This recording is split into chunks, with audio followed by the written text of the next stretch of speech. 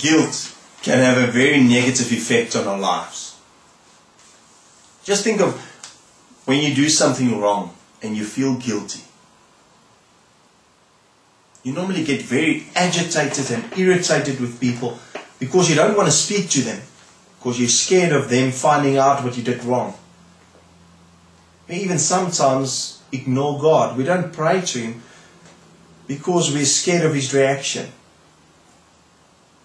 There's a passage in the Bible in the book of Psalms, Psalm 32, and it says there, "When I kept silent, my bones wasted away through my groaning all day long. For day and night your hand was heavy upon me. My strength was sapped as in the heat of summer."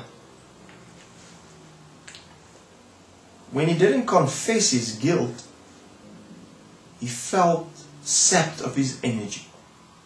Doesn't that sound familiar? That's how we normally feel. The first phase we normally go through is we ignore people. We keep quiet about our wrongdoings. But that doesn't make the guilty feelings go away. It keeps you awake at night. It's like a burden that lies upon you the whole time. The next phase is normally to blame other people for our actions. My wife's attitude towards me made me cheat on her. Or my friend said some bad stuff about me, and that's why I spread stories about him at work. It doesn't help to blame other people. It doesn't help your guilty feelings, because deep down inside you still know that you are guilty. What can you do to make the guilty feelings go away? Confess them. The author of Psalm 32 says, when he confessed his guilt, he felt better.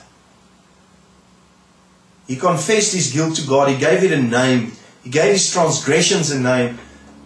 And so should you. Just think of when you pray, we normally just say, forgive us our sins. What sins?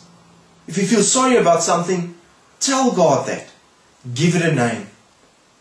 Maybe it's jealousy. Maybe it's cheating.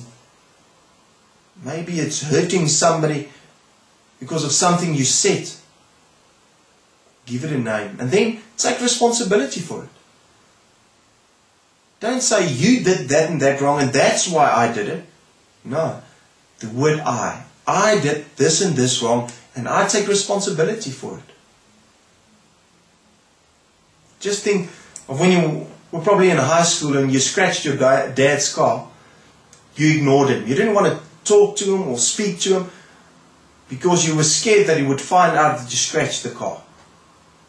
He didn't feel very good. It felt like a burden was resting upon your shoulders. And then someday, you told him. You probably got a hiding because that is what happened in my case. But you felt better because you didn't have to live a lie anymore. Get it off your shoulders. Confess your guilt. Speak to God. Pray to Him. Tell Him what you did wrong. And you realize that before you finish confessing, He has His outstretched arms towards you because He has already forgiven you through Jesus Christ. And when you realize that God has forgiven you, you'll be able to confess your guilt towards others.